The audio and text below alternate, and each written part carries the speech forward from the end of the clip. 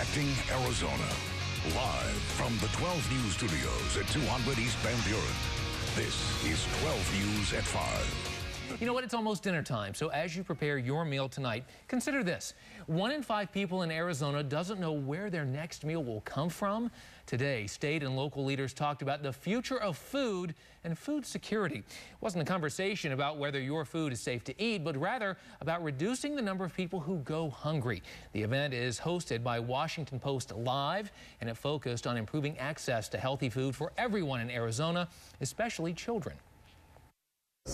This conference is designed to highlight programs that provide better access of nutrient-rich foods to children and adults in hopes that we can expand those programs and help more individuals in Arizona.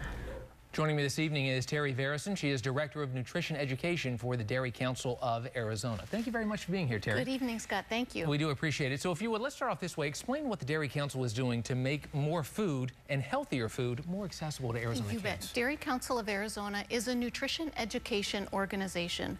We are supported and sponsored by the dairy farmers in Arizona, and those are the people that produce the milk throughout the state.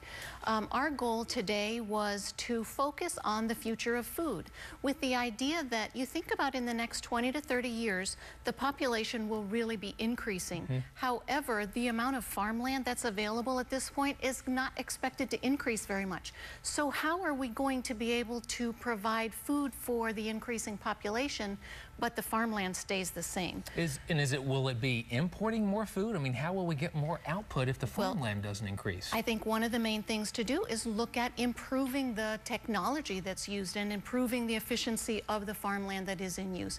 So many times you hear the word farmer and you think of the guy in the overalls with the hat and the pitchfork. And you know what? A lot of people are absolutely fine with technology in all areas of their life. They carry their iPads, their phones everywhere with them. Technology is great in every area of their life. But when you think about food and agriculture, people are kind of afraid of the idea of using technology in agriculture.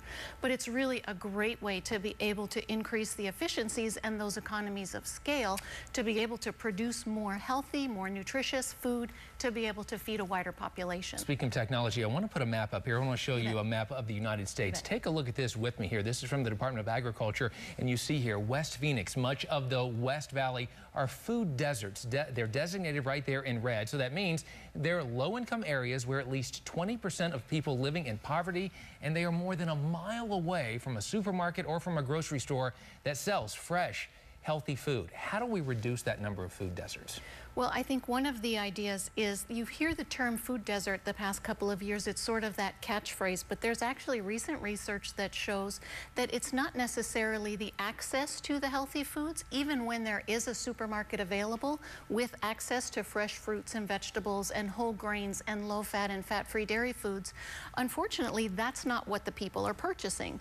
So in order for the stores to want to stock that and be able to make money on that, we need to educate the people to be able to purchase that. You know, you think about a generation ago, did you have home ec when you were in school? Sure. Everybody did. And now it's really been coming out of a lot of schools. So we now have a generation of moms who may not have had home ec and learned how to put together healthy meals for their families, didn't learn how to shop. So really by starting with that education piece is what we want to do.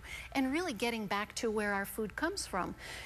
You know, you hear the term also that a lot of people think that if a farm or a dairy farm is large, they think that's bad.